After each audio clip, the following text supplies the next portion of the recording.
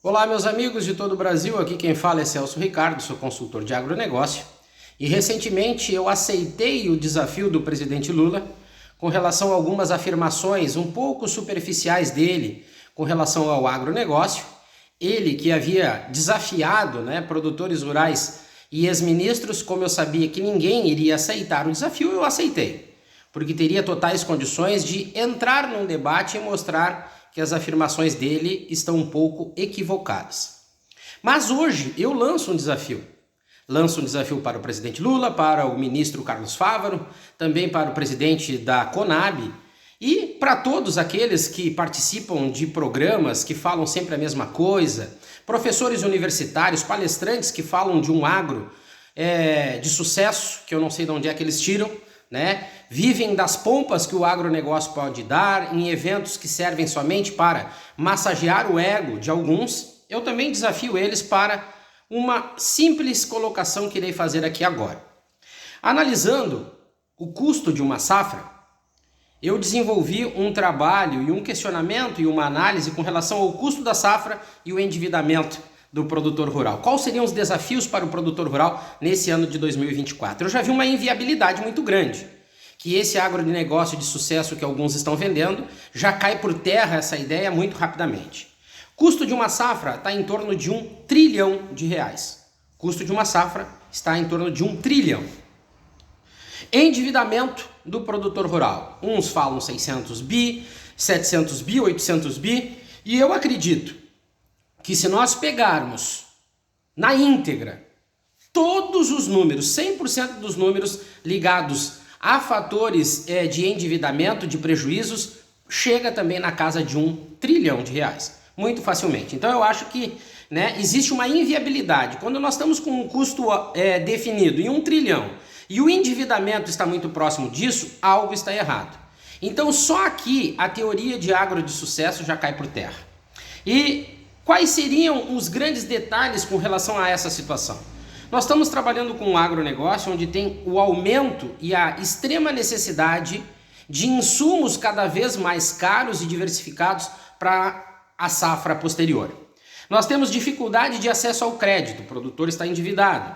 E também nós temos as questões ligadas às condições climáticas adversas que estão acontecendo. Então, só aqui nessa situação que eu passei para vocês, já se derruba por terra essa teoria do agronegócio de sucesso.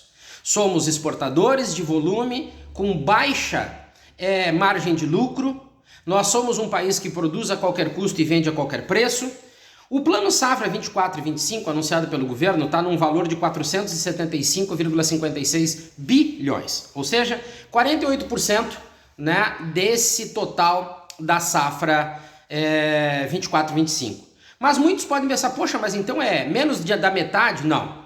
Sem o aporte financeiro não existe produção no Brasil. Aí nós vemos o seguinte, o mercado de crédito rural, ou seja, bancos e instituições extrabancos, fica com algo em torno de 50% a 55% desse valor total da safra. Então, nós estamos trabalhando com instituições financeiras praticamente 100%. Os bancos desse total aqui do mercado de crédito são responsáveis por 1/3, talvez um pouco mais de 1/3 desse montante de 600, 650 bilhões, certo? Aí vem as indústrias de insumos, que tem um percentual em cima também, ou seja, instituições extrabancos. E aí vem o produtor rural capitalizado, que talvez seja 5%, se chegar a 5% do total de produtores rurais no Brasil que sustentam a sua safra com dinheiro próprio. Então, quem em algum lugar no Brasil vai apresentar algo que justifique esse cenário de agronegócio de sucesso? O que eu tenho visto em alguns eventos, alguns simpósios, são afirmações superficiais, partindo de um princípio, de um resultado final e de um anseio por alimentos pelo mundo afora. Todos nós sabemos que a grande guerra a partir de agora, para os próximos anos e décadas, será a produção de alimentos. E o Brasil, como tem um volume, somos o 4º maior produtor de alimentos do mundo, temos um volume e que estamos vendendo a qualquer preço praticamente, criam números sinais a partir da representatividade do PIB, por exemplo, e da balança comercial, levando em consideração o superávit.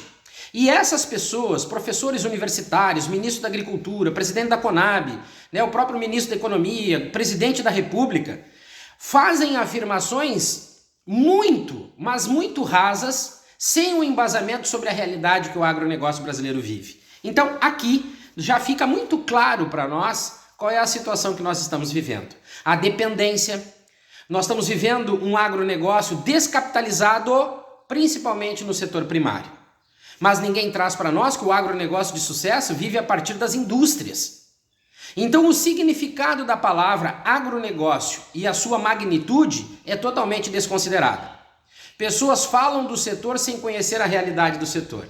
Até porque se nós formos trazer a realidade toda, muitos governos, muitos políticos, muitas entidades, que nem a Frente Parlamentar Agropecuária, CNA, vão ter derrubado por terra as suas afirmações vagas a partir de uma oratória, de um posicionamento de quem não tem ou não quer tratar, por falta de conhecimento, os problemas reais que o nosso setor vive. Lembrando que boa parte dos impostos brasileiros, segundo o professor Ladislau Daumbor, um economista, 740 bilhões dos impostos brasileiros são repassados para os bancos.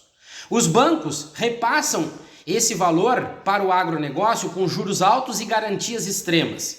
Ou seja, os bancos, que são entidades improdutivas, são os que mais lucram com o setor. Enquanto isso, o setor primário, né, o produtor rural brasileiro vive esse problema grandíssimo e que até agora ninguém se preocupou em apresentar uma proposta para mudar a realidade. Então, derrubada por terra, foi derrubado por terra esse cenário do agronegócio de sucesso. Eu só queria que presidente da República, ministro da Agricultura, presidente da Conab, a Frente Parlamentar Agropecuária, alguém viesse a público para nós debatermos essa situação. E nós entendermos quais seriam as propostas, sem demagogia e oratória política, porque chega até a dar vontade da gente vomitar a cada pronunciamento dessas pessoas. Trabalhando de uma maneira séria, objetiva, quais seriam as propostas? Porque essa realidade entre 1 trilhão equivalente à safra 24-25 e o endividamento muito próximo, parem com a demagogia do agronegócio de sucesso. Nós precisamos resolver os problemas, viabilizar o agronegócio e a partir daí começarmos a reverter essa situação triste que o agronegócio brasileiro vive, principalmente o setor primário.